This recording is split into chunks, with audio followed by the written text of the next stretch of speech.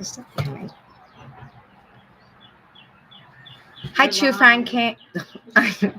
Well, this is the Dyslexic Detective going live. And as you heard, I tried to say, hello, true crime fans, only it came out all gobbledygooked. That's okay. So I went live on my vacay in South Cackalack, where the Murdoch case is from. And I thought we'd try this again because going live means you don't have to do editing. And I'm still trying to get my shit together after a vacation. Works. My mic works. Thank you, producer. We are drinking lemonade stand. Please pour yourself something cool. As you can see, there's lots of condensation on the glass because it is hot. Okay. So she's showing me the little button that says end stream because I am old and unable to do technology on my own. Not really. Okay. So before we get started, yes. So lemonade stand is what we're having at the porch party here at the True Crime Grapevine. This is episode 17. It is a Tuesday. I like to upload every Tuesday so that I can say I will see you next Tuesday because I'm nothing if not a see you next Tuesday kind of gal. Honesty is the best policy. And that brings us right into our case number one, which is an Amber Alert. Hashtag Amber does not speak for us. Hashtag get a life, you lying sack of crap. Sorry. Okay, so, and there's going to be lots of birds, some road noises. Haven't even really had a whole drink yet, and I'm already doing my dyslexic detective thing. All right, so because it's not like, I mean, it is kind of a crime because it's a crime against women. Amber Heard is like exactly as Dr. Curry described, somebody with a borderline personality, histrionic, I don't know, I think narcissistic, pathological liar, perhaps, because she can't shut up about Johnny Depp. Now, she doesn't want to talk about it anymore. She feels like people don't understand her. You know, it's her marriage. It's her private life. How can they understand? I mean, honey, you invited us all in from the moment you violated your NDA after making sure you got paid $7 million that you lied about giving to charity. And then you continue to defame somebody. Oh, I didn't say his name. I mean, junior high excuse. Sorry. Dude. One. So, Amber and her lawyers, I think, need to shut up. You talk through your filings. If you're making an appeal, do the appeal. I don't know. It's called decorum. It's called working within the legal process, due process. It's called you were found to have defamed somebody. And so going on national news and continuing to call everybody who said you defamed them as somehow they're liars. Social media, we're liars. I mean, here's the deal. Johnny's lawyer, Ms. Vasquez, Camille, partner in her law firm now, and Ben Chu, they got it right. So in her closing, Camille said, Amber, to believe her, you would have to think everybody is either lying or somehow deluded by the mystique that is Johnny Depp. Now, don't get me wrong. Johnny Depp back in the day, and I thought he was in Outsiders. It was really that Crybaby movie, which was at like the same sort of time period. But I mean, I do remember him as like interesting, and I'm a little wackadoodle. So I like interesting people. I didn't really ever like he wasn't the guy I was in love with. I liked like the clean cut. Oh, what was that guy's name? Was it Timothy Hutton? He was in the Dead Poet Society. I liked the like preppy looking, whatever. So what I'm trying to say is, yes, Johnny Depp is a very interesting person, but I like him now more after the trial. I didn't go into this liking him, and I mean, and I really do promote women's rights, and so there was a person online. Her name is Ashley Thiel, Thiel. I don't know if she's related to our political friend, Mr. Thiel, but she's, you can find her on Twitter at Ashley Lee. So it's ASHLEELEE all together, and then also 819. So this other account, Weiner the Fox Rando 117, which you can find her on Twitter at Light Ray, but it's Ray REY. So Light, capital LIGHT, capital REY. Today, Tuesday, June 14th, at around, I think it was 8 hours ago, so I think that's 12:30. She retweeted this Ashley's, I believe it was a TikTok, but it was profound. People are using the hashtag Amber does not, what is it? Amber does not speak for us, which she does. Amber Heard does not speak for me, as also someone who is a survivor.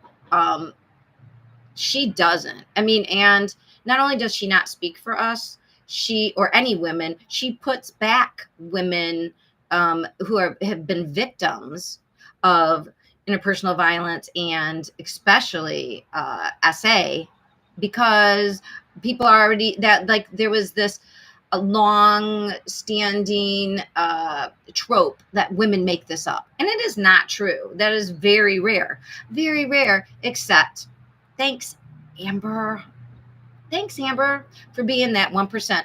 And please, Sugar, she's like on TV going, even if you think I'm a liar, but she didn't say liar. She said, even if you think I wasn't being like honest or something, like she has been told, don't say liar. But even if you don't believe me, you must admit that the social media is not fair.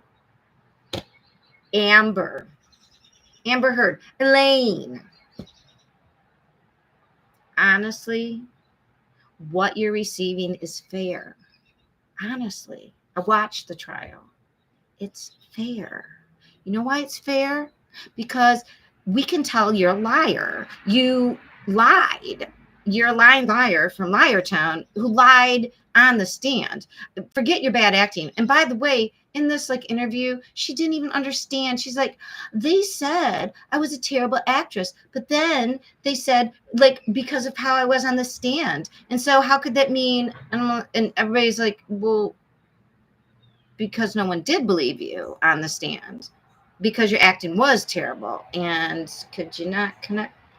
See, that's where that borderline personality disorder comes in, or narcissism. Unless she's playing us, then maybe she's a sociopath, but she either doesn't get it or she doesn't get it, and she thinks it's hilarious for everybody. I mean, if she's a sociopath, like all the women who posted real pictures of getting beat in the face that she described, that in no way the brutal description could be true, because of what people who have been beaten really know. This is beyond ridiculous. But maybe she thinks, see, the thing is, if she's a sociopath or a psychopath, and there's people who have clear distinctions, and I will just tell you, I do have a partial doctorate, meaning I did all my work and stuff in typical psychology, developmental psychology, not abnormal psych. But I can tell you, measurement in psychology is difficult because we're going on the current description by professionals, but you can't like do a blood test for it. You can't measure it like with something that we can see. It's measuring the professionals' impression of individuals, which also there's a lot of self-report issues, which we heard a lot about during the trial. So I feel like you're somewhat informed about how self-report can also bring in bias that's unintended. And again, if you listen to Dr. Curry, And I'm getting way far afield on this and giving her way too much attention. But anyways, let's just suffice to say that if she is some sort of socio-psychopath, she would find this hilarious that all these people who have been hurt are crying and saying, we know that you're a liar, we know you're bad, and then she would like laugh and go, ha ha ha, they're hurt, like see it as a game. I got good attention. Any attention is good attention. Anyways, the person, so she's not blaming the jury. She's saying that how could the jury not get the right impression because she wasn't allowed to bring in this evidence. And please, if you have not looked into the UK trial, please look into it.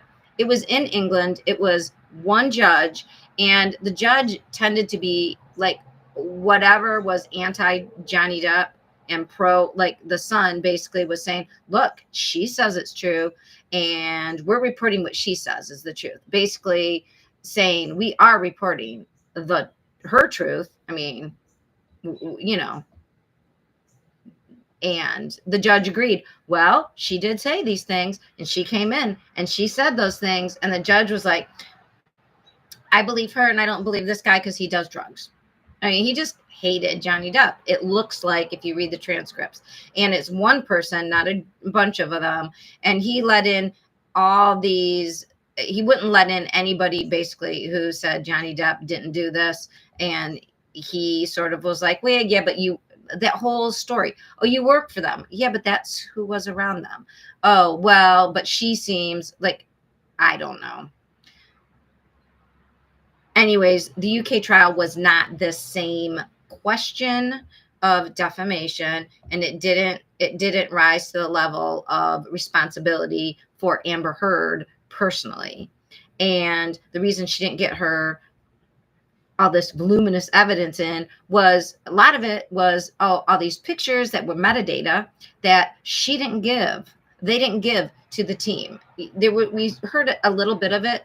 They were even sanctioned by the court for not handing over the original data. They never did. And as we know, there was like pictures. Oh, it was taken the very same second, but she claimed it was different lighting. But the same second, you somehow got lighting, but the same, like, it's obviously a lie. Again, like everything else, but narcissistic, pathological liars will just look at your face and go, like I would say, oh, it's daytime. I know it's dark, but believe me, it's like 9 a.m., not p.m. Don't believe your eyes and ears, just believe me, right? Everybody else is lying. So that's basically still her story. The jury was tricked because Johnny is some Machiavellian hypnotist. She even said, and I have to look here, this is a crazy quote, and I am not kidding you.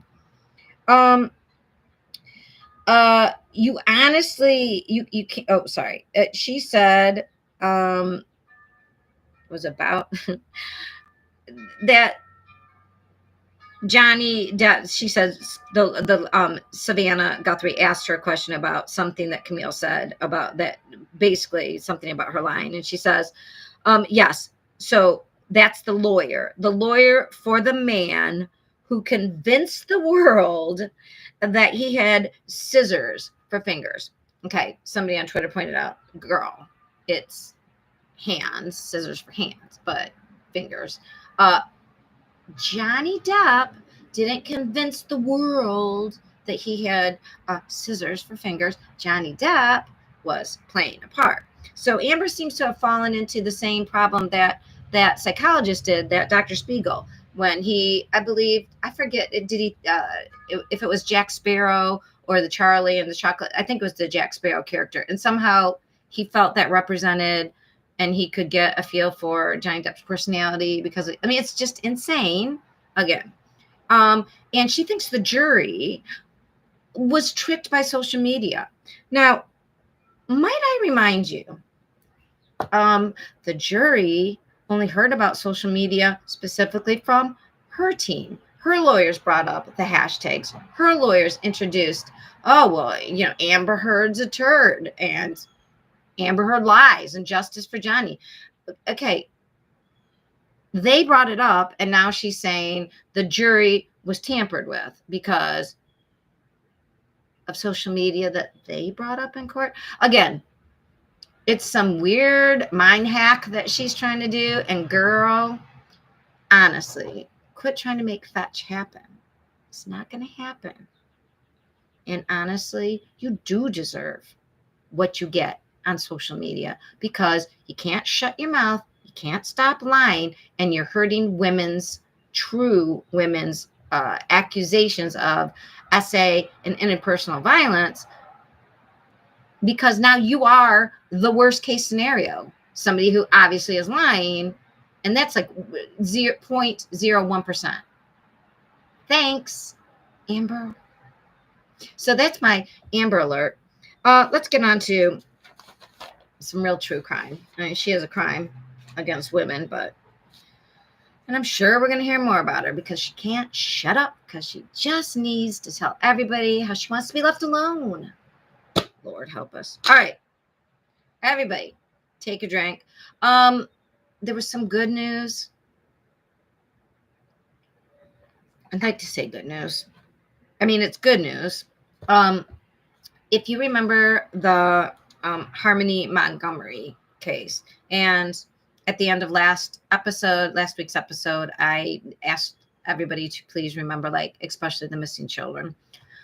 And Harmony Montgomery is one of these missing children. And it's always sad and it's kind of telling. And we get a sick feeling when we find out that a child has been missing for like way longer than when it was reported. And in Harmony's case, it was reported in the end, in the fall of this past year, or towards December, like 2 years after the last time somebody actually sat eyes on her, which was in 2019. They think between the holidays, November and early December. And so if you're wondering, a little recap here. Harmony Montgomery was a small child who was born to parents who had issues, and the mom, being the one who bore her, was tested positive for drugs, and the baby tested positive for drugs, and so she was taken away, and she spent a large portion of her first 5 years in foster care. But her mom would see her and went to classes and was trying to do the right thing, but kept relapsing, which happens. And the dad saw her like a few times, but he was incarcerated, I believe, and so I don't know if they brought Harmony to him. Anyways, and it was remarked that he did not have appropriate expectations for her age, which is very common with many people. I studied child development, and you do have to study it. You don't just know that infants' brains are different. I mean, they're different, but I mean, there are very specific things we know that children can understand or not understand at each age. And until they're 7, they can't even get like sort of be able to even a little bit understand when like this happens, this might happen, like a little bit of a connection, causation. So he didn't get that.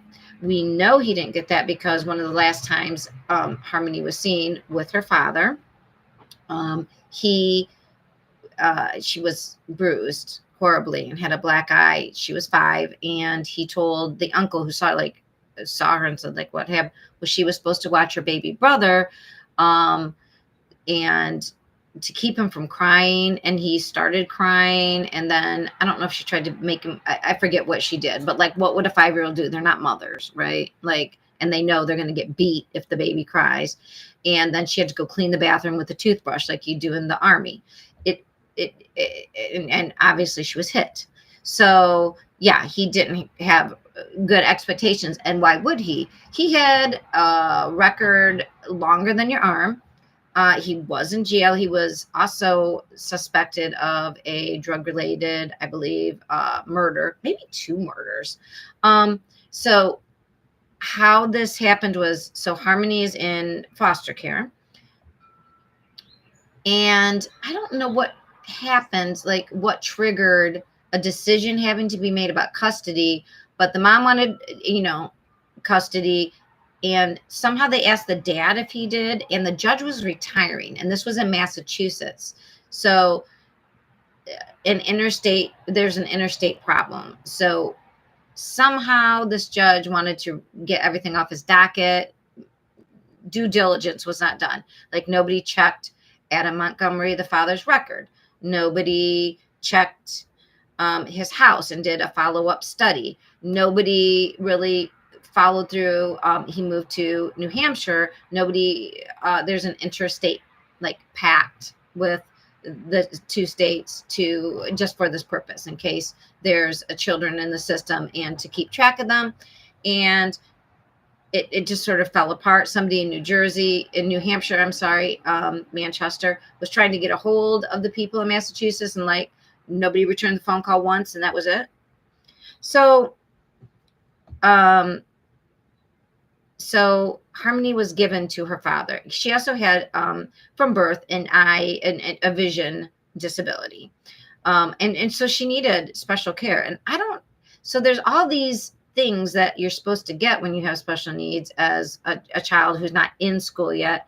And there should have been people checking up, but because he moved, I don't know, it's very sad, and it doesn't speak well of our nation that somebody who had a record of hurting other humans horribly and was incarcerated for most of his daughter's upbringing, and also showed poor expectations of development and didn't really get parenting, somehow was just able to take off with this kid over state lines. He married Kayla Montgomery. They had more children, and that's what as far as we know, she was okay with them, but she never started school. So she never started school in New Hampshire. So somehow before she would have started school, it seems like something happened in 2019. But we weren't sure because until 2021, nothing happened. We didn't even know. And the police, some of the articles, it says like the police were not made aware. Well, if you watched any of the first, like for my case, like the true crime YouTube world, the mom was trying to get the police attention, but oh, she's a druggie. Oh, she lost custody of her kid. She hadn't seen her since Easter, I believe, of 2019, and had been asking for 6 months, everybody like, hey, what's going on? And tried to talk to people. Nobody would listen to her. Like for a year and a half. Like, it is insane the amount of disrespect she got because she had an addiction. And she probably could have, she would have done, Harmony would have done much better with her mother. But sadly, there was a family that had her, so Harmony's mother and father also had a son who was removed from the home, and he was adopted by a family in Boston, and I believe it was Boston. And they wanted to adopt Harmony because the brother kept talking about Harmony. So, but they couldn't get Harmony because Harmony had gone back with her father and then was in New Hampshire. So so they knew she was missing as of this past, for almost a year now. We've known she's been missing. Where has she gone? They looked at the house that Adam and his then wife, Kayla, Montgomery were living. They even, I believe, looked in the backyard for any graves or any disruption in the soil. They couldn't find anything there. And then I'm not sure why they didn't, exactly what happened next. They were sort of transient, and then they broke up, and then Adam was dating and maybe marrying somebody else. And when they found him looking for Harmony, he was living in a car. He is now in jail under numerous charges. None of them related to Harmony at this point. But the wife, Kayla, I think he had a lot of weapons, and it was the weapons charges that put him behind bars, that they're holding him in New Hampshire. Kayla Montgomery was eventually not prosecuted, but arrested, She had lied about she was getting money from WIC. I'm not sure that's what they call it in New Hampshire, but she was getting money like food stamps for Harmony, and Harmony was not with her. So that's fraud. And they were trying to basically squeeze her for information, and she held out for a number of times. So just recently, they've hauled her back in for perjury to the grand jury. Supposedly she lied twice, and it was about she lied about her prior work location and the time of a work shift. So that must have been somehow key to this. So today at about 11:30, and I saw this like at 1. I follow Eric, and on Twitter he's docket at, and his at is Chasing Paper 89, I believe. Hey Eric, also in my state. And I followed Eric's tweet, and then I was following there was I think somebody local to New Hampshire to in actual Manchester, Ms. Red at Ms. Red twice, MS capital M little s big RED and then capital TWICE. She had a great thread on this, and she seemed to be there on location, and she was tweeting photos. She was also very respectful, I must say, because sometimes people on a site can get like overly, like almost excited about something negative. She was very respectful and relaying information. And the area actually was kind of nice. Like there were historic homes. Now the apartment complex that they were searching, which was, let me give you the address. It was 644 Union Street. It was the second floor of the apartment building where Adam and Kayla Montgomery previously lived. So I think it was after they moved out of the house that they had looked at. Now, I don't know if it was the work shift thing and where, like, but maybe something, I don't know. It seems to be related to timing, that maybe Kayla finally said, like, yeah, I was gone at this time when I said I was there, and I think that's when something happened. But anyway, so the FBI showed up. Let's see, it was the FBI, the county sheriff of that county, and the Manchester police. And they went in, what they brought out, so people freaked out because first it looked like a freezer. And, if you're into true crime, you have seen enough situations where a freezer is involved in hiding or keeping a body from decomposing until it can be more easily taken care of. So it wasn't a freezer that they brought out. And obviously somebody else pointed out if there would have been like a body found, they would bring out the body first, not the freezer. So it wasn't a freezer, it was a refrigerator. But they did bring it out, and it was wrapped in plastic, like as evidence. So obviously they found something. I think she also reported that they seemed to have found it also looked like at first there was it was reported that there was like a shelf from the refrigerator. So they probably used luminol, right? And my little joke, which it's not funny because it involves Harmony, but hopefully the people who lived there didn't clean like my mother-in-law, and they cleaned like me, which would mean they're, maybe not doing deep cleans, like especially with drains and stuff. So it would be great if they left anything that was there a couple of years, right? So that would be good for Harmony. Now she's been gone and not seen 2019, 20, 21, 22. And we probably know, the best hypothesis would be she was trafficked, which is gross. And I don't know if that's the best. That could be not the best, but alive seems better than not. But it seemed from the beginning that if someone was missing for 2 years and nobody had seen them, she was never enrolled in school.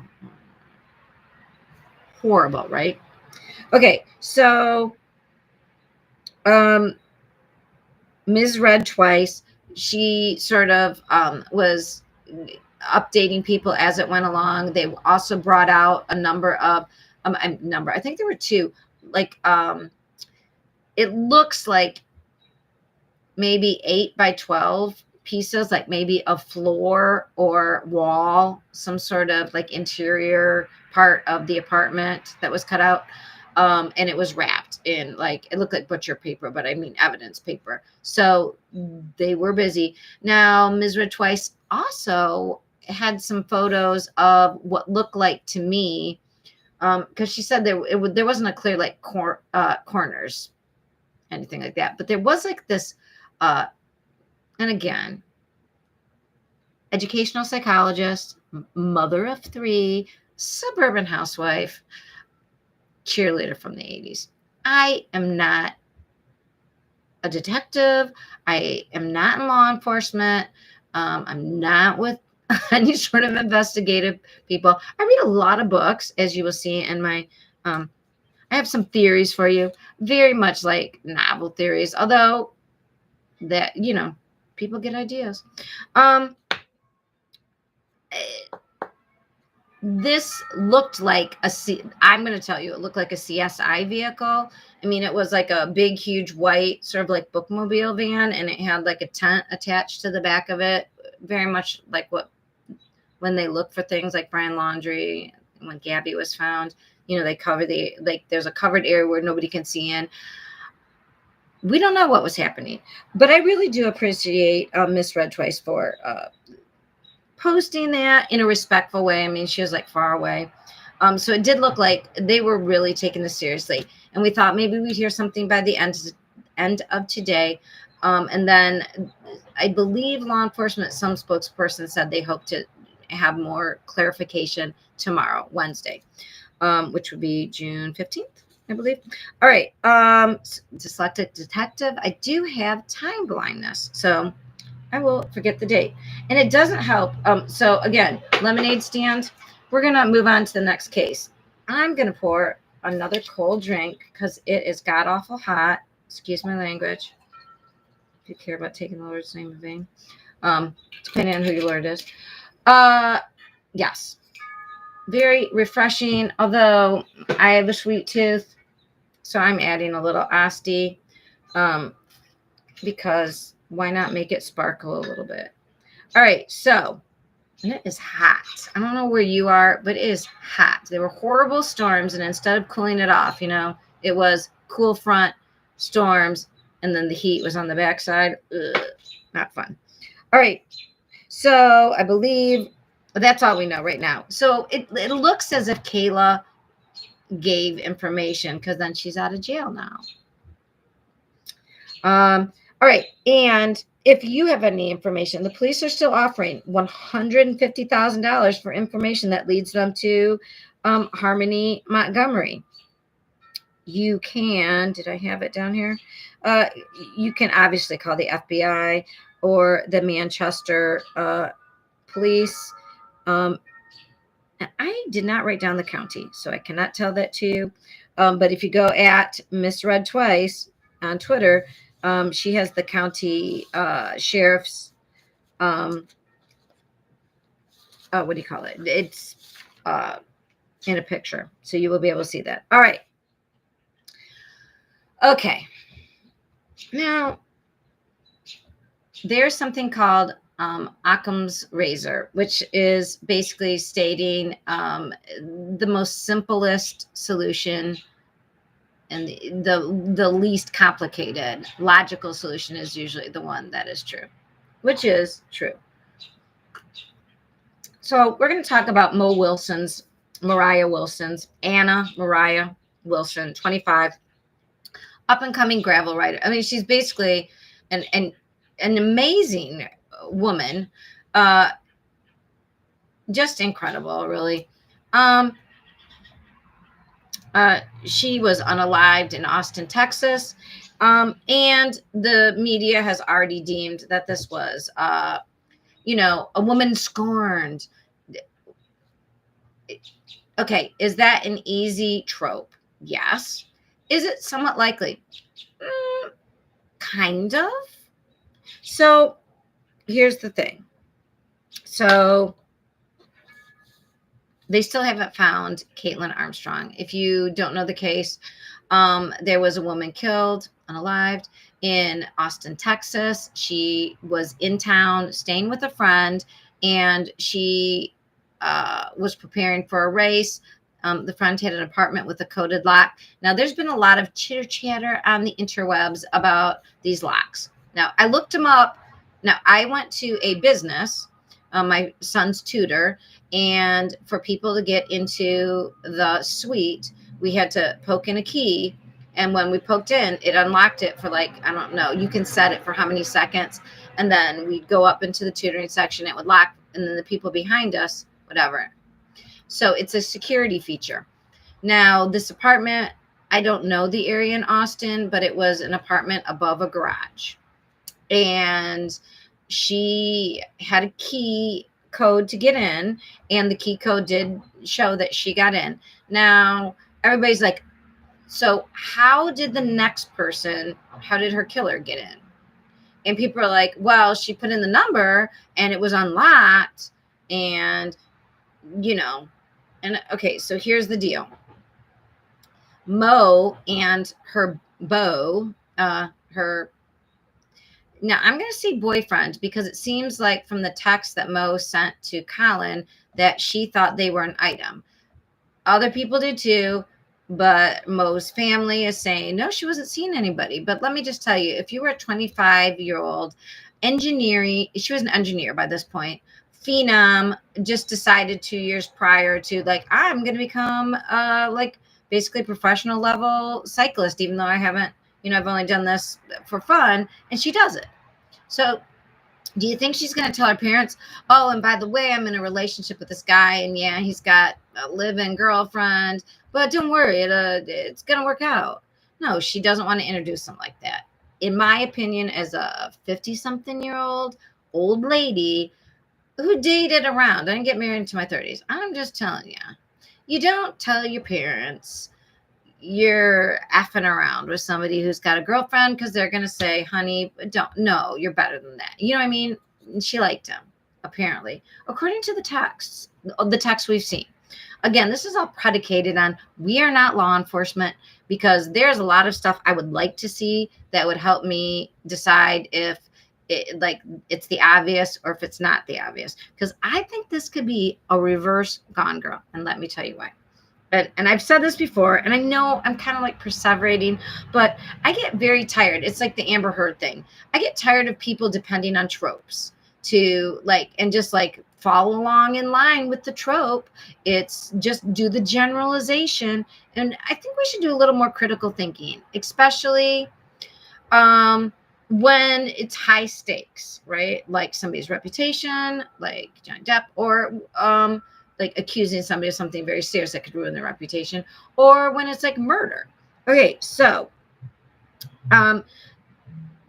Mo came to Austin. She's staying with Caitlin Cash, another cyclist. And everybody keeps saying that Caitlin Armstrong, the girlfriend, live-in girlfriend of 3 years of Colin Strickland, that she was also into cycling. No, she cycled with him, but she wasn't like the pro. In fact, he was like, she holds me back, honey, just don't. Like, I know you want to be part of this. That's great. That wasn't her profession. She wasn't a professional like Mo and Colin was. She was an amateur who liked to, do the things her boyfriend did, to participate, probably because she knew he was participating in other things without her.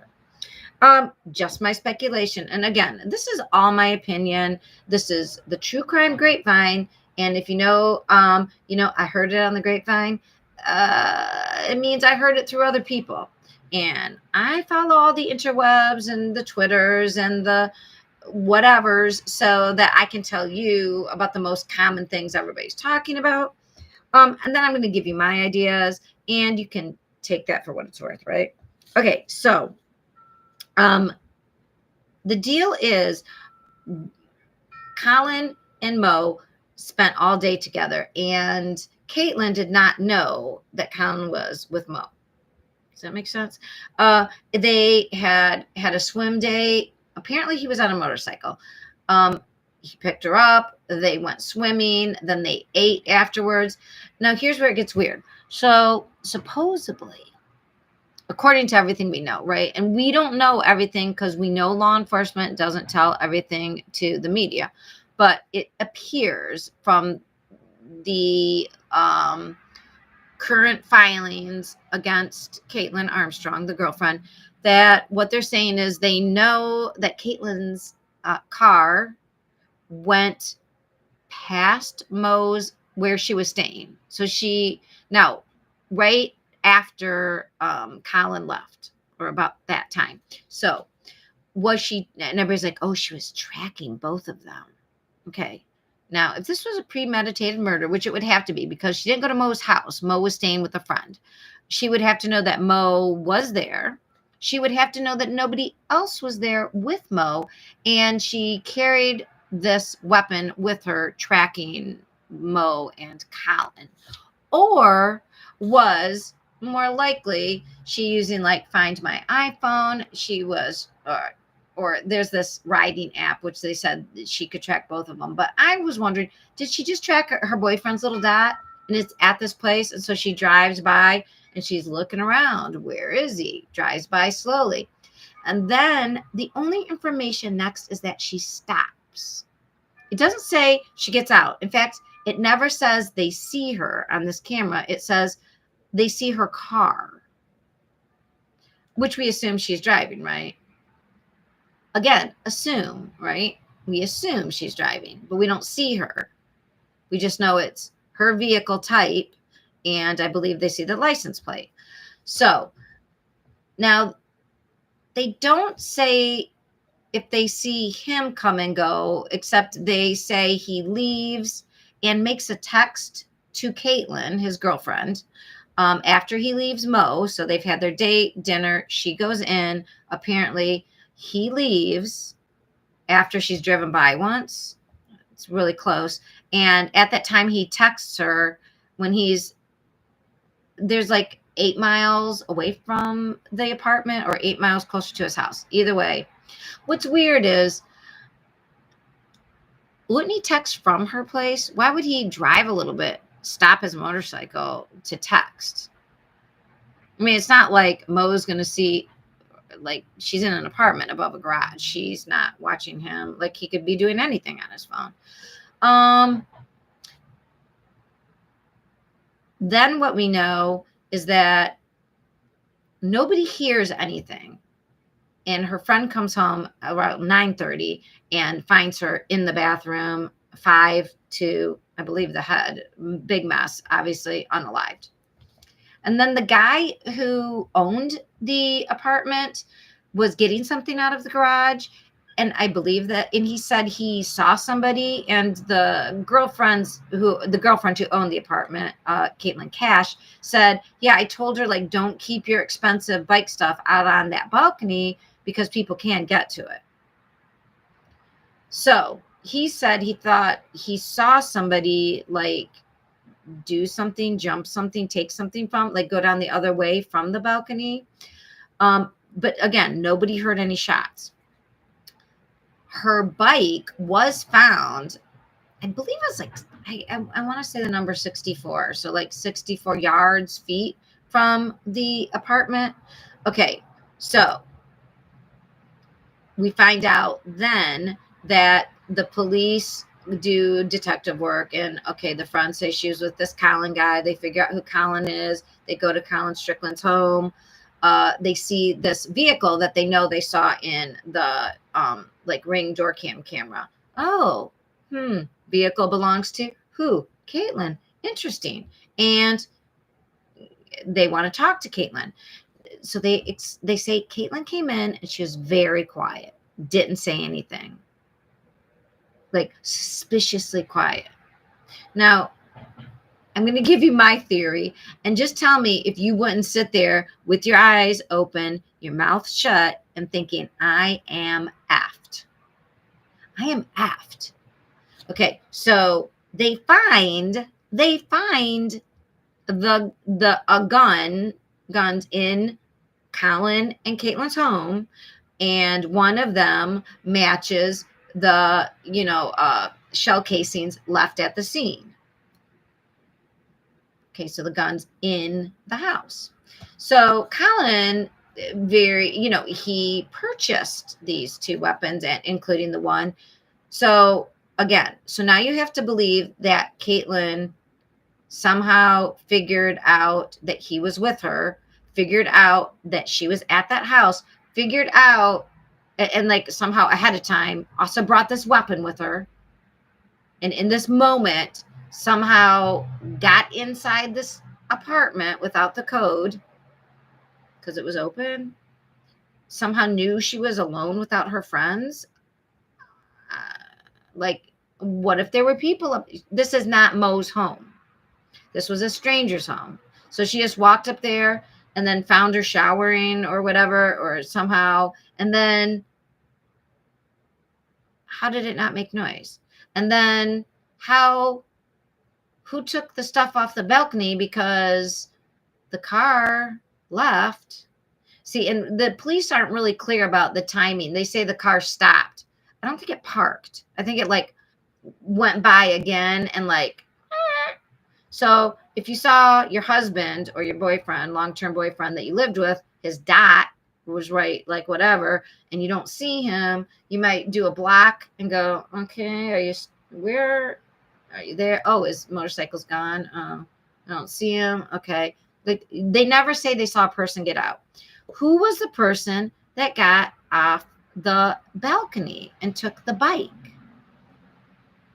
How could she drive a car and be on a bike? Why would she be so stupid then to go home and somehow just goes, F it, I'm just going to put this, like, I'm not going to throw it away. I'm not going to put it in the dirt. I'm not going to try to hide it somewhere. I'm just going to put it in my house after the police have already stopped by and asked me questions, because that's not a problem.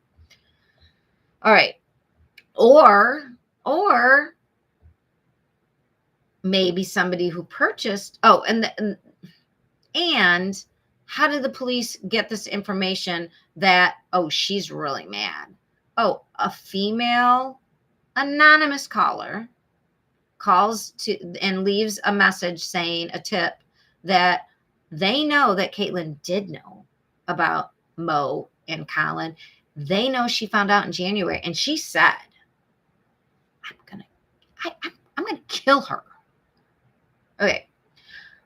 Caitlin is 35. She's living with this guy for 3 years. She is his financial person at his business. He renovates, besides being a pro cyclist, he renovates like trailers. And if you followed the Johnny Depp story, you might remember that trailers can be a very big item to have like out in the desert. Like our friend Morgan, I believe that guy's name was Morgan, right? The owner of the trailers. Anyway, again, it's always fun when we drink on the True Crime Grapevine. Let's get it together, Trish. Okay. So we know the bike was taken off the balcony. For sure we know she was shot inside the house. For sure we know the gun was the gun that was purchased by Colin Strickland for Caitlin. And we know Caitlin drove by the house. But we know Colin was there dropping off. And I don't know. They don't say they can see him. That's what I don't understand. Did they see him walk in? Did they see him walk out? Did they see him leave? These are things that we don't know that would make it easier for me to believe one way or the other. Because I have two ideas here. One is obviously, but I still wouldn't figure out, how would she know nobody was in the house that she followed Mo in? What if the friends were up there? Was she going to shoot everybody? That makes no sense. Was she really? She's so angry she's going to do like everybody. And how could she? Was she like some great? That doesn't make sense. And then she somehow does this and jumps on a bike, but her car pulled away. How? Does not make sense. If you follow true crime, you know. Her car, they have it. We would have the telematics from it. The telematics would be like When did it stop? How long did it stop? What doors opened? What doors closed? That's what we need to know. And we don't have that information. And I don't know if motorcycles have that same information, but if we are thinking logically, the other thing I would like to know is, I'd like to see all the texts. Like, did Mo, some of the people said, no, this relationship was ongoing, that Mo was seeing him and had been seeing him since whenever. I would like to know those texts. I would like to know if she maybe thought, and we wouldn't even know. What if she told him in person, oh, I missed my period? I mean, we don't know. Was she giving him an ultimatum? Was she saying, I'm going to tell? And he knew that Caitlyn did his books and he would be screwed if the person, like, if Caitlyn Armstrong wanted to get even with Colin Strickland, she was his bookkeeper. She ran his whole business. She could have done horrible things to him financially, which frankly would make more sense. She's 35. She's not 25 or 15. Why go get the girl? How did she even know the girl was there? She wasn't, like, even if she was in town, she did not know who was in that apartment. She did not know whose apartment that was. She didn't have the code to get in. And it doesn't make a lot of sense. Now, what does make sense is if someone is setting you up and you're in a police station and they're like, hey, your car went by. We know your car was there. We know your car was there. And you're like, okay, but I was stalking my boyfriend because he was cheating. That sounds bad because the girl's dead. So maybe I shouldn't say that. And they say, and we know that he gave you a gun, and we know that it's the same caliber. And in your head, maybe she's thinking, holy crap, that's really bad. Which it would be, right? And if you tried to start explaining, like, yeah, but no, I promise you, yes, but, like, you sound like a liar. You don't start making it like, so she's 35. She's not a dum-dum. She's a yoga teacher and she does the books. She's sitting there. This is my alternative theory, that it's a reverse Gone Girl. Like, she's being set up. She knows she's being set up and she's trying to figure out, what am I going to do? They're not going to believe me. It looks bad. And he freaking gave me a gun, and that's the gun. And all I did was, he knew I could see his phone, and I just stalked his phone, but that sounds bad. And now I look like, and he's obviously saying he gave me this weapon. And then there's this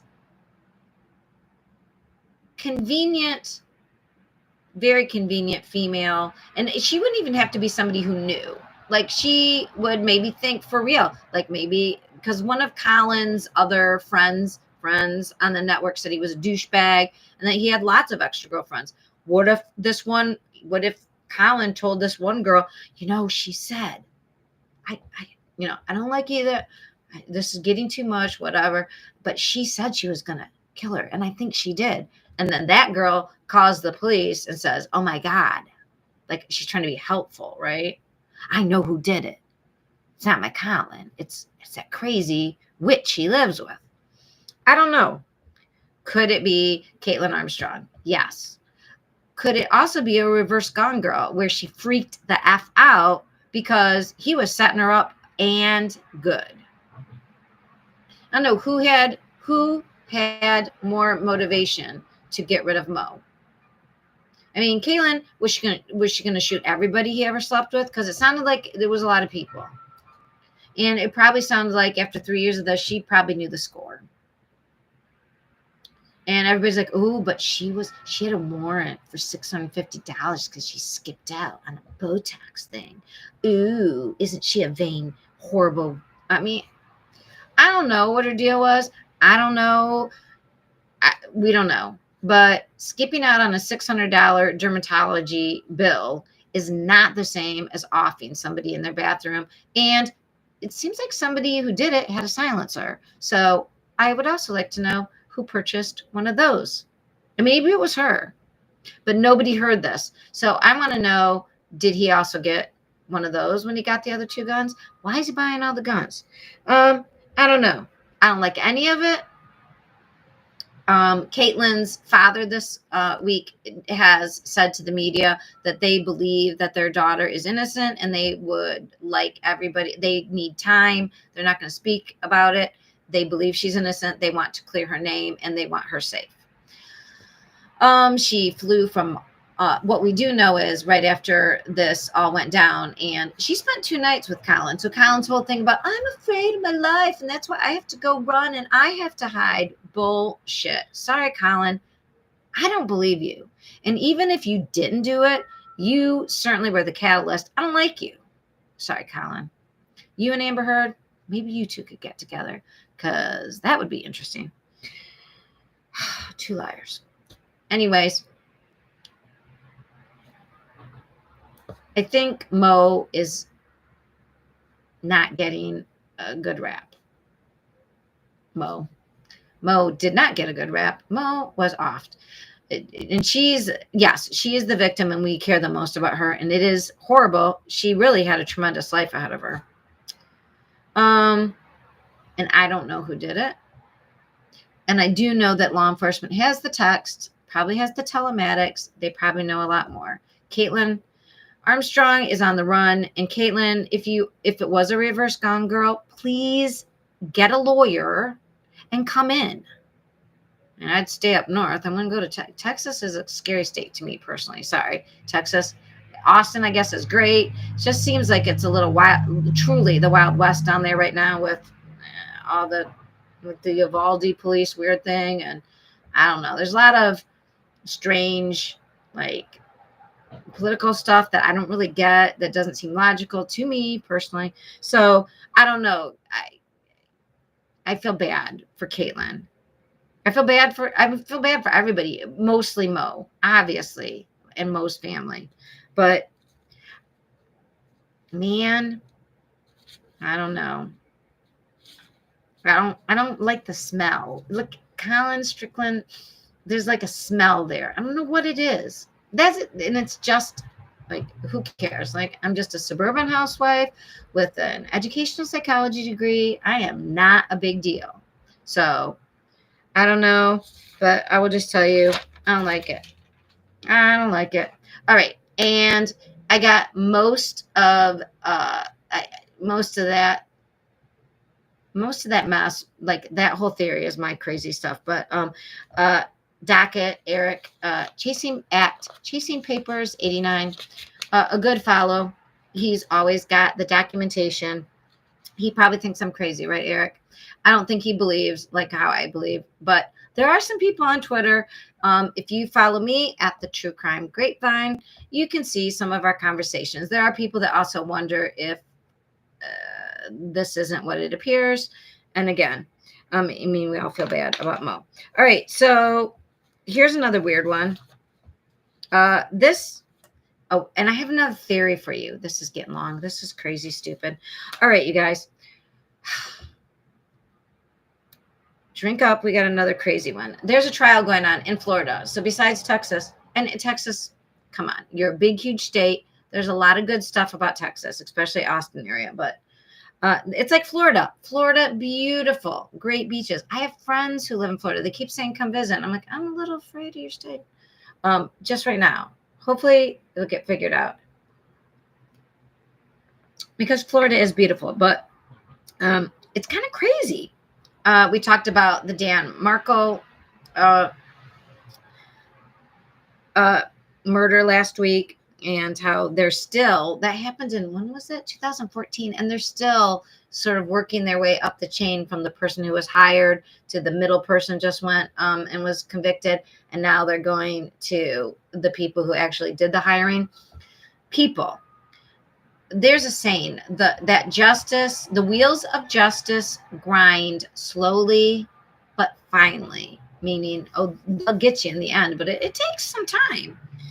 Even January 6th committee stuff has been going on. We're not going to get into that whole mess, but let me just tell you, there's a lot of evidence, and it is insane.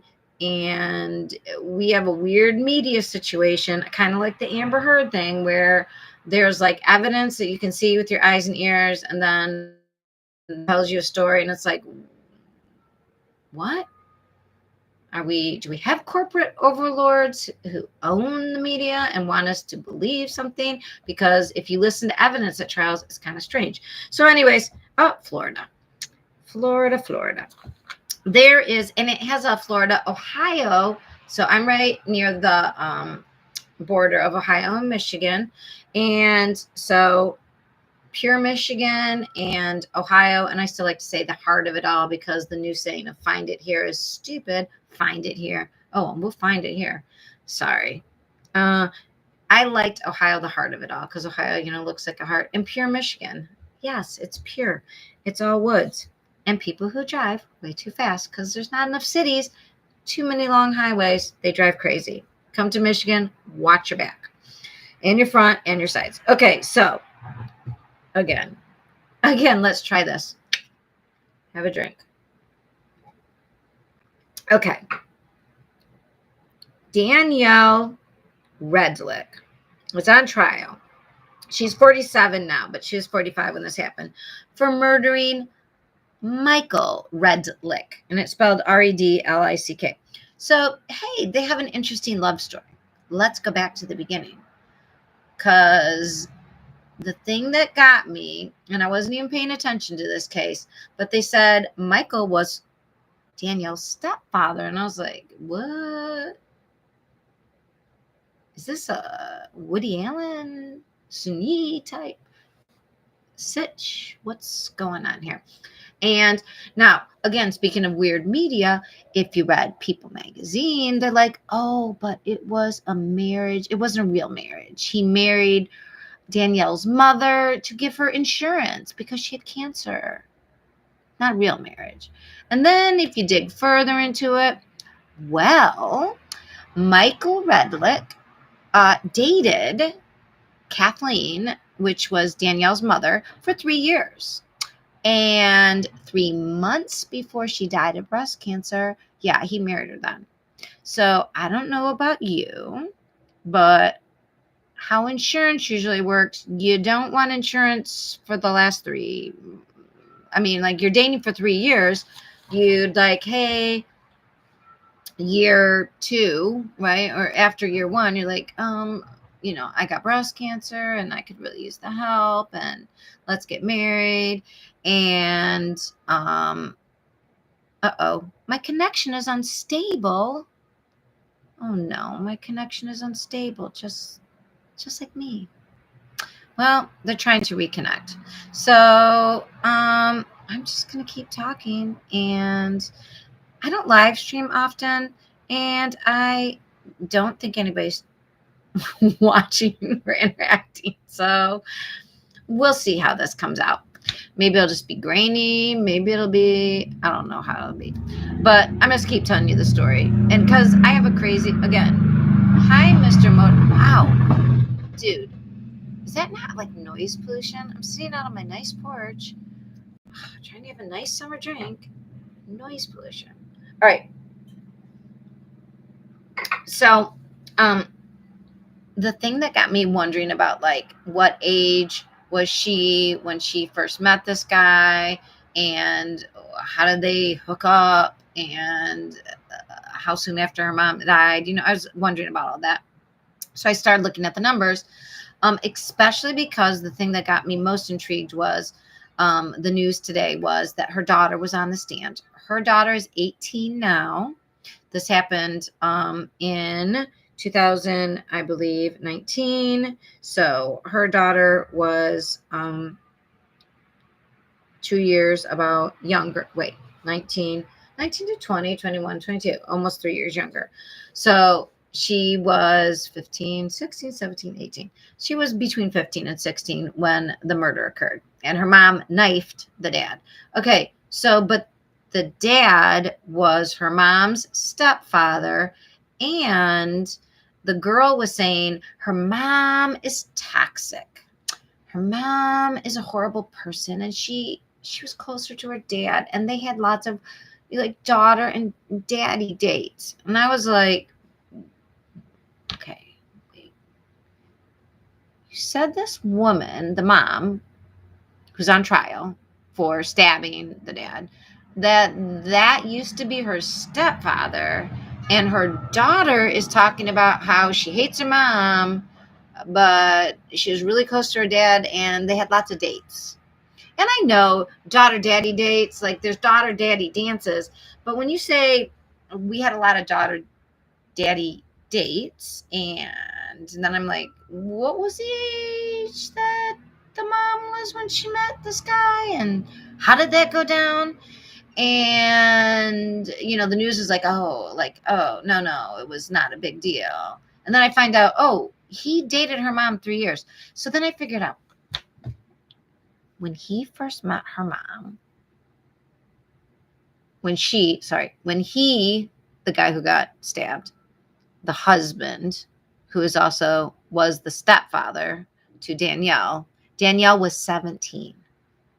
She was 17 when her mother, Kathleen, first started dating Michael. And then when her mother died, she was 20.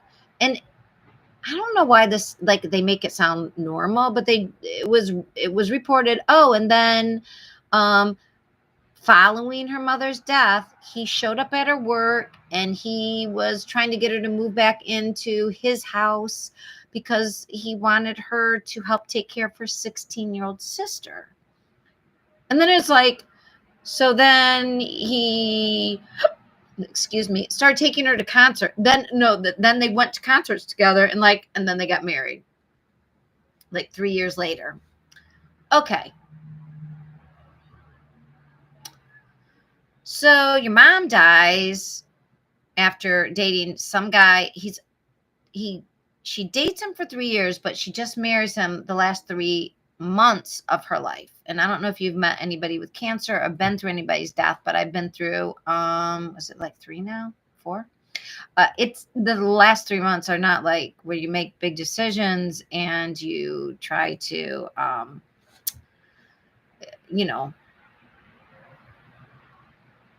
get somebody's insurance. I mean, it's really rough the last 3 months. So I guess I'm confused. She was 20 and her mom dies, and he starts showing up at her work and says, will you move home to take care of your 16-year-old sister? Like, it almost sounds, okay, so again, true crime, almost sounds like a threat.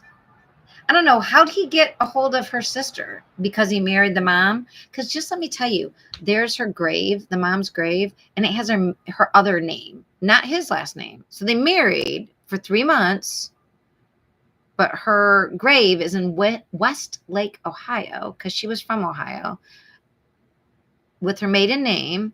And and I'm not going to say it right because, hello, dyslexic detective.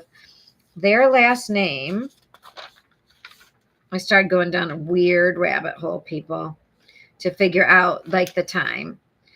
Aquino, Aquino.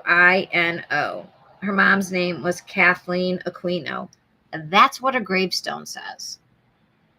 So Danielle Aquino, 20, mother dead of cancer. Mom have dated this guy since she was 17, but she wasn't living at the house by the time she was 20.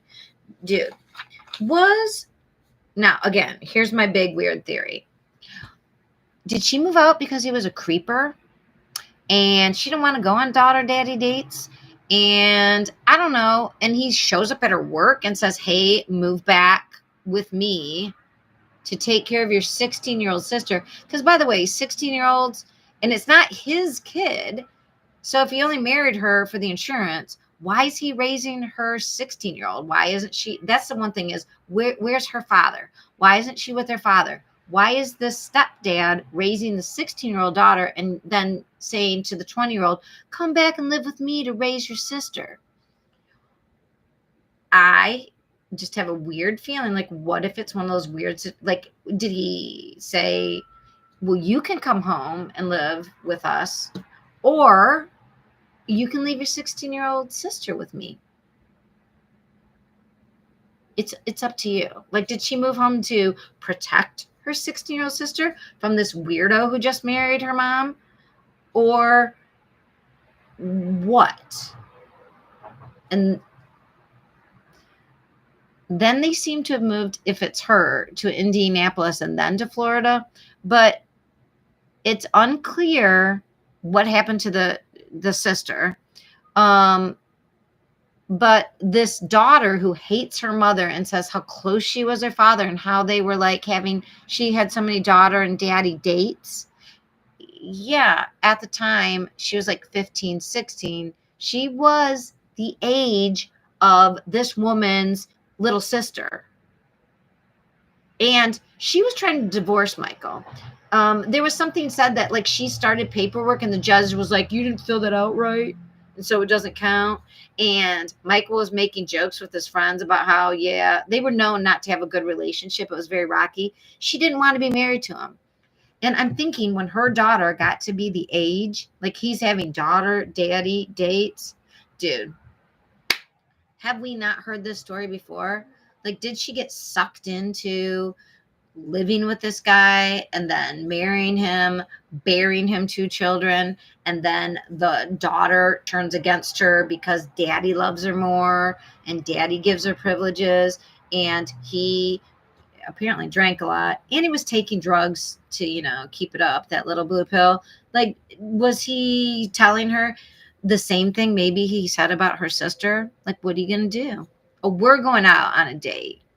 You just stay here, old lady. Like, I don't know, but this dude, not that he deserved it, but maybe, I don't know. Again, I have a history where I don't really trust men, and this dude smells. Everything about it smells. Now, should she have stabbed him and then sat next to his body and started apparently scrolling for dates?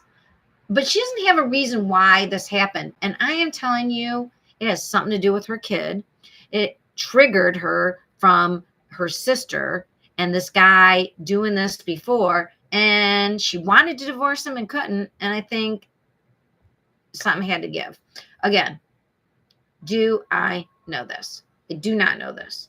Is this all speculation? Yes, it's all speculation. Am I completely insane? Perhaps. So that's all we know about that. Look at me. Which is, what do we know? We only know that Danielle met Michael when she was 17 and he dated her mom for 3 years, and then the last 3 months married her and somehow got custody of her 16-year-old sister, and he convinced her to move back in with him to raise the 16-year-old, and suddenly they were dating and got married and had 2 kids. And then the daughter hates him, likes the dad that takes him on dates. I don't know, man. Please put in the comments. Oh, like, subscribe, hit the notification bell if you're on YouTube. If you're on Podbean, hey, give me some stars if you like it. Again, I'm just blabbing at this point. It might help you if you have insomnia. Maybe you just want to catch up on true crime. I would really appreciate if I could get somebody to tag, like, do the timestamps, because that would help. I need to learn how to use technology, and I'm really going to try. And I don't know if this live is going to work. So for all I know, I'm just talking to myself, and that would not be unusual. If you're a stay-at-home mom, you would know what that means. All right. The second to last case I have. Okay, so this is another strange case. Dylan Rounds. So he's missing from Lucian, Utah, but he's from Idaho. But the last place he was seen was Nevada, 30 miles west of his town. Again, Dylan wanted to farm. He moved, somehow got the land. It was probably cheap, right? Like and it seems like it's deserty and not. And they, I listened to Linda from It's a Crime for this, and she did a really good deep dive. And also Eric on Twitter on the docket and I were chatting about, like, there was a small blurb in the news about how they found Dylan Round's boots. And they said they found his boots in a small path, and then it looked like he was crawling on his stomach, and then the path went whatever. So where did he go?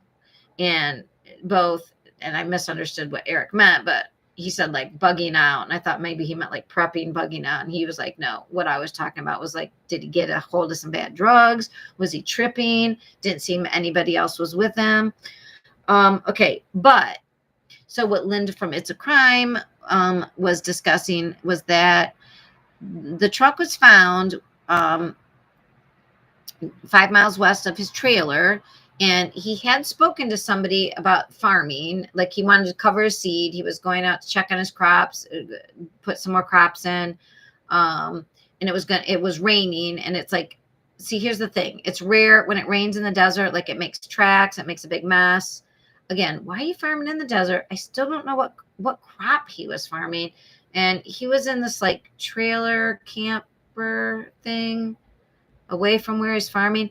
I don't know. And it was near a ghost towny. What was the ghost town? He was near like an abandoned town called, what was the ghost town called? I don't remember, but no offense. I'm like, there were these squatters in the ghost town near where he was farming. I don't know. The whole thing sounds sketch AF. And what was the crop that he was growing? We don't know. And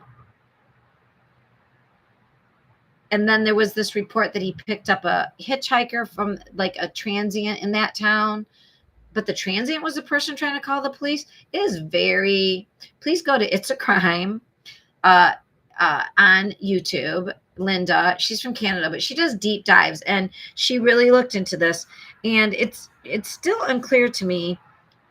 So he was missing, but he's only 19, he's farming by himself out in this like arid area in the very northern part of Utah, which is near where it meets Idaho and Nevada, I guess. And my geography is not that great because I've never been out west. I tend to need to be somewhere to like really understand how it fits together. So I know Idaho has that like little leg. So Idaho comes down in Utah and Nevada. So like they set up in the northern part of Utah, but he was from Idaho, but he had been to a bar in Nevada. That was the last place he was seen, at this bar. And they said there was no fights, nothing. He went back to his trailer. He spoke to his grandmother on May 26th, I believe, or May 28th. May 28th in the morning. And said he had to go out and cover his seed because it was going to rain.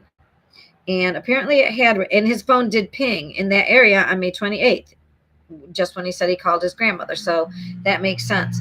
But then he disappears. Nobody hears from him. He told his grandma he'd call him back. He didn't. And his parents said he didn't call them every day, but he called somebody every day. So they find his truck, and it looks cleaned off. And they find his boots, like near his truck. These 5 miles west of where his camper trailer is. But the doors are locked. And if you know farmers too, I had farmer friends growing up in the country, like rural place here. People don't they do not lock their car doors. They often leave their keys in it. The truck was locked, and his parents had to break in through the back window, and they said the seat was shoved up really far. They also said it was like pristine on the outside, but in the wheel wells, there was a lot of mud. Like it had been driven there and then power washed, like and left right there. So cleaned off somehow. Now, I think, and his gun was missing.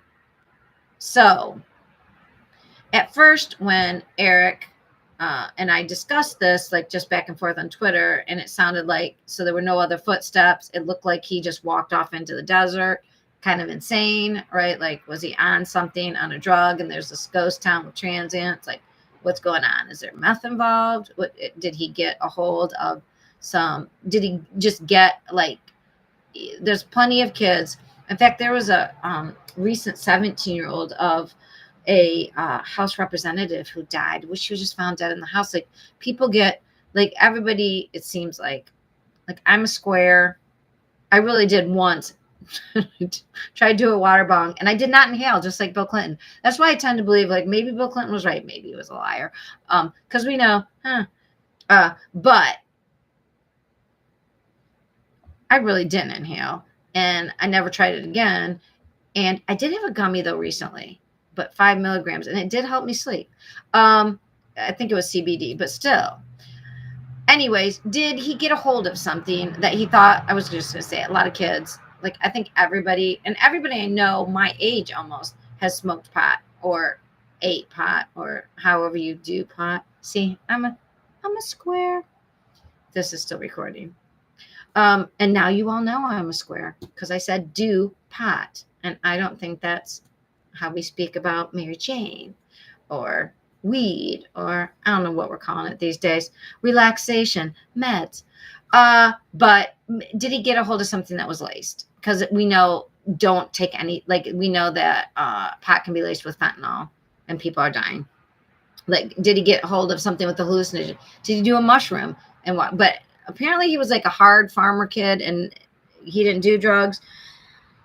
So what else could it be? So here's my other weird, here's another one of my little stories in my head. Again, I read a lot of true crime and fictional as well, but this explains the weird movement. What if somebody from that transient thing or somebody else, let's say, I mean, he's out in an isolated area. And what do I tell people? What can we take from the story?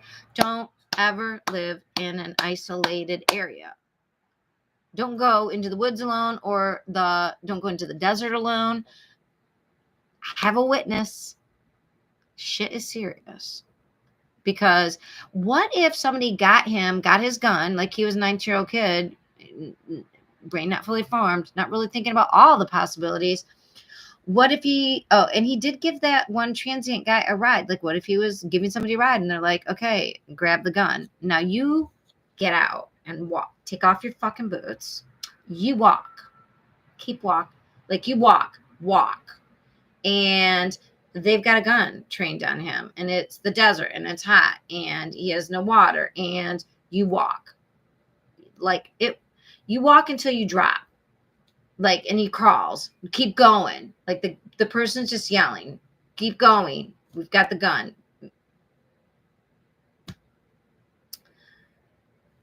Dehydrated. Passes out. I don't know. But it would look like a natural death, right? Like then they take his body. They do take his truck. They drive it to an area. Okay, again, this is all speculation. I have absolutely, this is like, if it was a book, what would happen? Right? So, but what if somebody did that, it would look just like how take off your boots, start walking. Okay, it would be horrible. It'd be hot. It'd be uncomfortable. And then you'd walk so far and then you'd fall down. No, keep going. You'd crawl, keep going until you passed out. And then they'd pick you up and they would take you away. And then your body would be found, but they didn't kill you, right? They just made you do something that the elements killed you. So, yeah. Do I know any of that happened? Absolutely not. Is it all just a story in my head to make sense of the evidence? Yes. Am I a detective? No. Should I be maybe a novelist? Maybe. Because I'm making it up in my head. This is not accurate. Probably. But maybe, because it does fit. Anyways, that makes more sense. I don't know, man. He was living not too far away from a transient community. And there's nothing wrong with homeless people and transients, but they tend to be people who maybe aren't right. And he was isolated. And we don't know if he met somebody in that bar. The thing is, he was all by himself. And it's sad. And so, sorry. And if you know anything about him, call, oh my God. And it was like the Box Elder County. There's 2 counties involved because he was like in both Nevada at one point and then back in Utah. Did I grab the right one? Nope, I didn't. So, here it is. Okay. If you know anything, the family is offering $20K reward. Dylan Rounds is 5'10". He is 160 pounds. So he's tallish and thin. He's got brown hair, brown eyes. Please call the Box Elder County Sheriff at 435-734-3800, 3800. So area code 435-734-3800, 3800. That's the Box Elder County Sheriff. If you know anything about Dylan Rounds, who is missing from Lucien, Utah, and he was last seen at a bar in Montello, Nevada on May 26th, if you were there. It was 30 miles west of his home. It's like, I have kids that age. That's my nightmare. A kid thinking, like a hardworking kid doing his own thing, thinking he can handle himself until he can't. And then there's no one around and it's too late. And it just kills me. He probably cried out for his mama. Okay, we're not going to go there because I'm going to start crying. Okay, little bit of my drink left. Let's talk about Murtaugh. I have good relatives in South Cackalack. My sister-in-law, Kara, if you saw my last live, she was on with me. Everybody was drinking on the beach porch in Murrells Inlet. That's where we were. They actually live in the state capital in Columbia. And I am hoping that the Murtaugh trial will happen in the capital because, Alex will get a fair trial there. And then I can go and watch it for you all. And hopefully meet Gigi and Fruit Loop from Pretty Lies and Alibis. Go follow Pretty Lies and Alibis. I get a lot of my information. They tend to be up on the current happening. What's the hap? Yeah, you want to know what the hap is? Check out Gigi. Check out Fruit Loop. Pretty Lies and Alibis. I believe they're in Greenville, which is in the northwest corner of the state, Greenville, South Cackalack. And that was where the band of my sister-in-law's wedding was from. This great band. I don't even remember the name, but Greenville, great area. And I think that's where they're from. I'm not sure, but I know they're from up in that part of South Cackalack. And you should follow Pretty Lies and Alibis. Go be an alibier. All right. So, true crime fans, what do I have to tell you about what happened in the Low Country, down in Hampton County and in Carlton County and in, around Estes Island and Hampton? We have the Murtaugh mini update. So, if you are following anything related to Erica Jane Giraldi, the Tom Giraldi case from Bravo, you might know what a receivership is. So a receivership is when people have effed up their finances and are getting indicted, especially federally, especially related to fraud and taxes and money laundering type things. And other lawyers with financial specialties are put in charge of their finances and assets to freeze them and to look into where they might have put things, sort of like some forensic accounting, like don't be sly, don't be slippery. So if you remember Alec Murdaugh, which is, it looks like Alex Murdaugh, but in South Cackalack, they say Alec Murdaugh. And we actually know people who went to law school, but years different than Alec. But we know people who know him. And they actually say, was he a drunk? Like, was he a partier? Yeah. Noisy in bars? Yeah. Rowdy? Yeah. Kind of crazy in his fraternity? For sure. But was he a killer? And they really do not believe that he offed Maggie and Paul. Now, I have a theory that maybe he went to take care of Maggie because apparently he lured her to Moselle, which is the property we're going to talk about today, because she was in Modesto Island, a beach house that they owned, and he asked her to meet him at Moselle, and she did come out there and meet him. He did not know, and I don't believe she knew, that Paul was going to be stopping out at that property because they had dog kennels there, and one of his friends had a dog that had surgery, and he said, yeah, I'll stop by and look at your dog. So one of the guns found at the murder of Paul and Maggie was a semi-automatic, and the other was a shotgun from the house. And Paul was shot with the shotgun, and Maggie was shot with the semi-automatic. So did somebody go there with a semi-automatic and like take care of Maggie, and there goes our divorce issues, and by the way, then I own all your property and maybe I can pay back some creditors? Or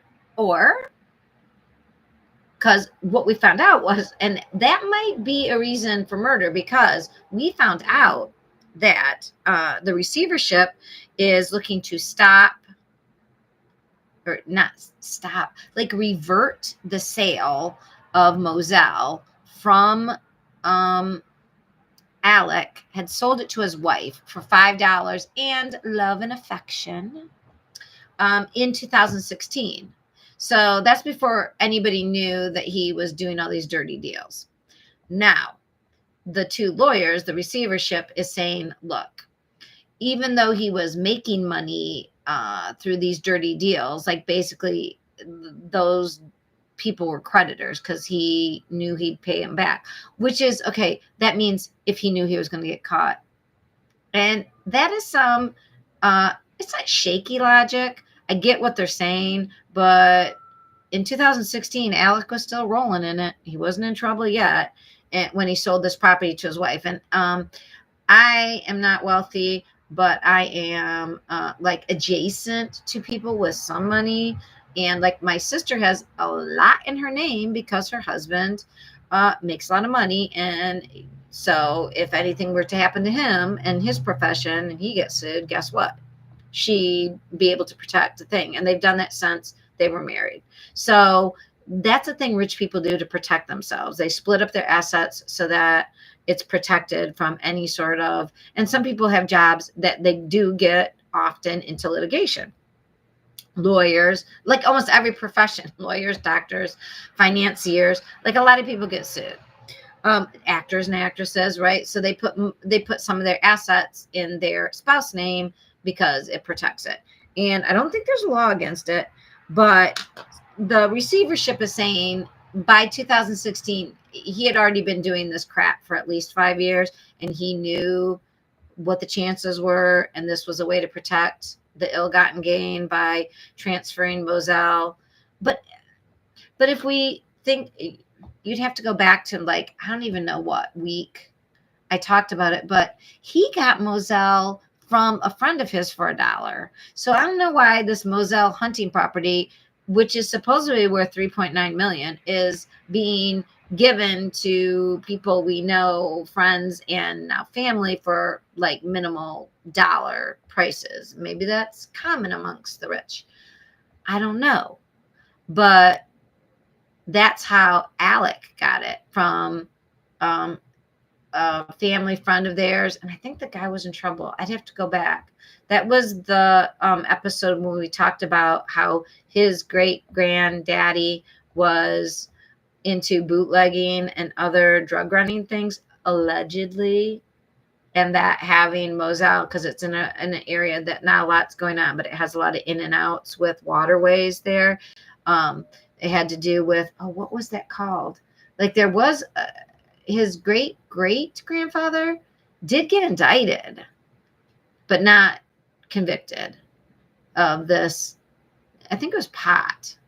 Gosh, I'll go back, or you can go back. But regardless, this property was sold for $1 from one of his family members was working with this other guy, and he sold it to them for $1. And so then he sold it to his wife for $5 in 2016. Look, if the receivership can make it stick, they're trying to get the family to relinquish. I mean, basically, they're going to get everything. They're trying to get it away from Buster, because Buster, I believe, would inherit from Maggie. Maggie died still married, even though she was talking to a divorce attorney. Nothing had happened. So her will, at the time it was written in 2005, said everything went to Alec. Alec was trying to give the property to Buster to get it away from himself, because now he's in a shitload of trouble, and everything with his name on it is going to be taken to pay back all the victims of his financial misdeeds. But was one of his misdeeds his wife that he called out allegedly to Moselle? We don't know. Again, we don't know. What we do know is that the two lawyers in the receivership want a judge to void this Murdaugh's 2016 sale of this private hunting lodge in Colton County, which is Moselle. The land records show that he sold it to his wife for $5. The complaint was filed June 9th by Lay. His name is John T. Lay and Peter McCoy. Those are the two lawyers in the receivership. The receivership was, the judge said, these two people will, oversee Alec's finances and assets. And as we know, he tried to already get, what was he trying to do the last time we talked? He was trying to move some money around. Like, he is still trying to move money around. It's what the rich do. It's what they do.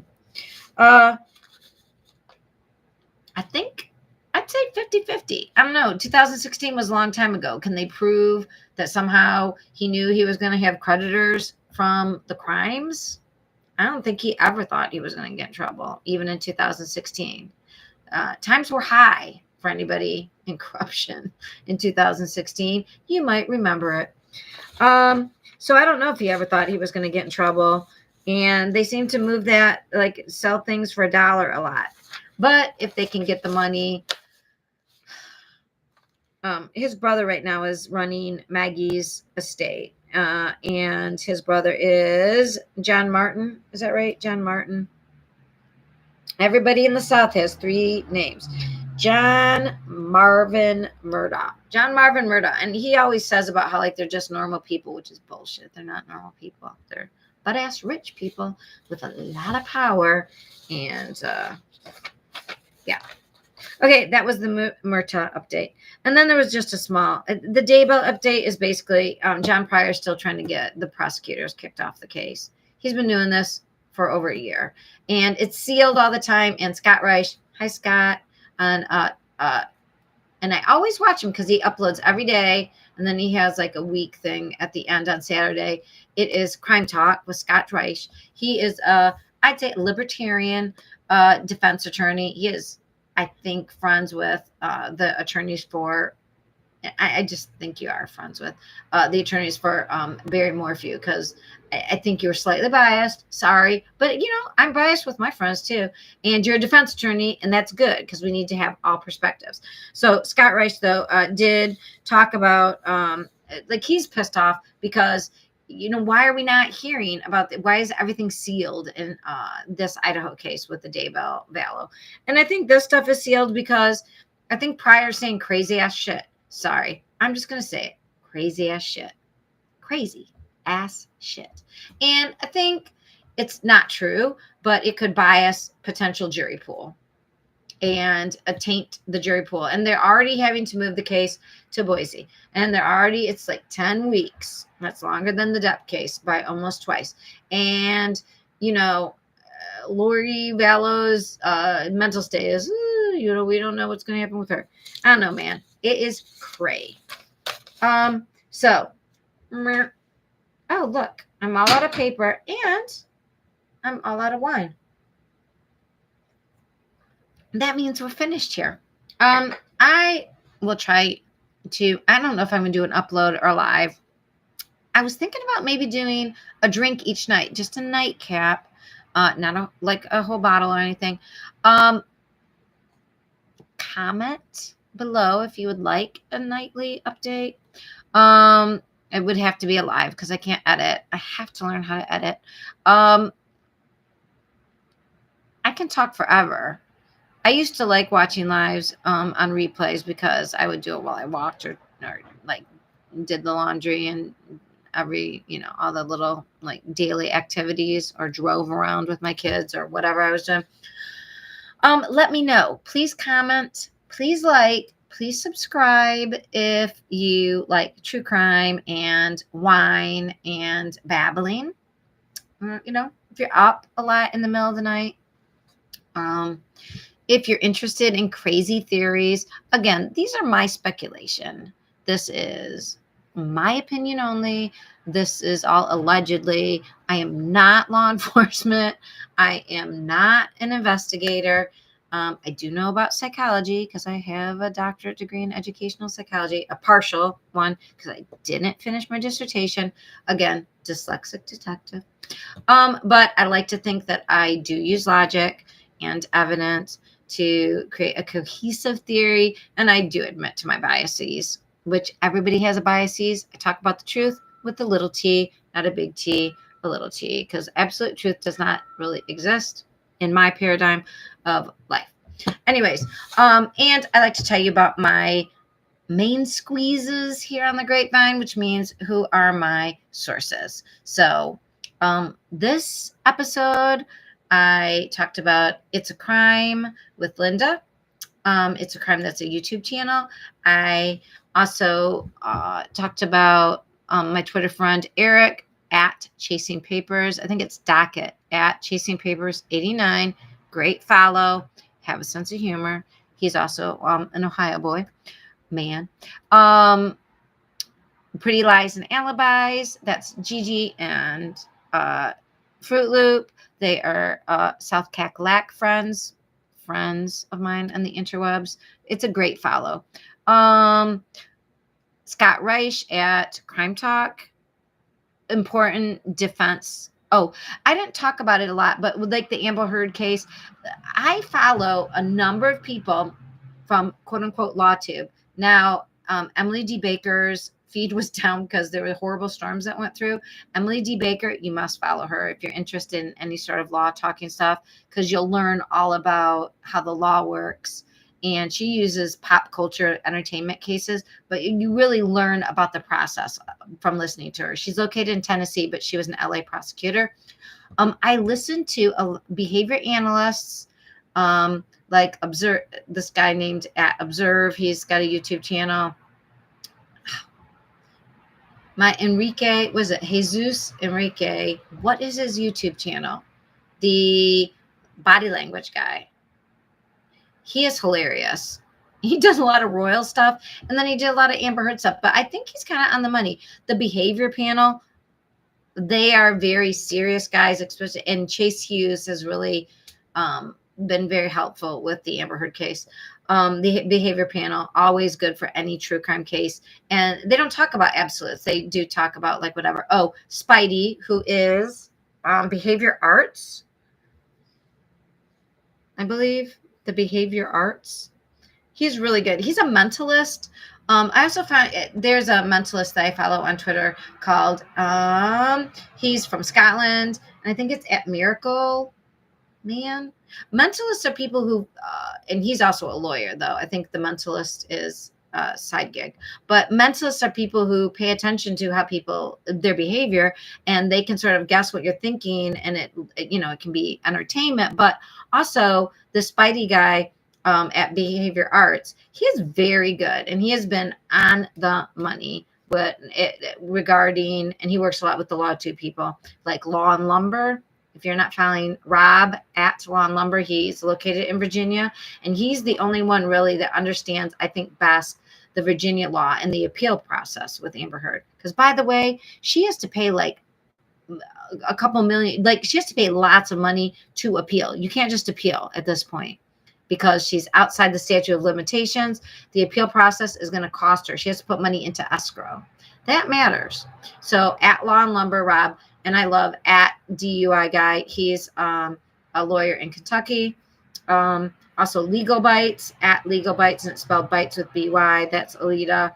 I believe she's located in Europe now. She's been very good on the Heard Depp case. Anyways, those are my like main squeezes. I'm trying to think if there's any more just like true crime. There's a girl who does a lot of, she's also in Ohio, a woman. Her name's Tiffany, but she goes by @ZavGirl.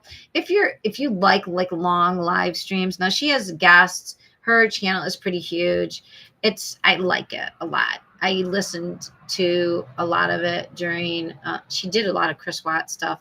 And she's very fair. I like to listen to people who are very fair. Oh, speaking of which, psychologically, Seattle psychologist. His name is Dr. Hyundai. Kurt Hyundai. He's located in Seattle. He is like the most nice, empathetic. If you want to listen to a psychologist talk about things, and he's not going to say, I think that, like, he's not going to talk like me. He's not going to have crazy theories. He's very open to, like, he's very logical and kind. All right, you guys, this has been, it looks like an hour and 45. I don't even know if it recorded everything. It's been live from the True Crime Grapevine. It's a back porch swing party live. Our drink tonight was one drink. It was the lemonade stand, lemonade Moscato. Not too sweet. To make it more sweet, I had to add some Asti Spumante to it. Highly recommended. And I wanted to thank my sister-in-law that you saw if you were here last week. Look at, she gave me these little bee coasters. Aren't they cute? So everybody, be kind, be good, stay out of trouble, try not to murder anybody, and I will see you, as far as I know, next week on the True Crime Grapevine. I'm Patti Lee, the dyslexic detective, and I'll see you next Tuesday. Bye.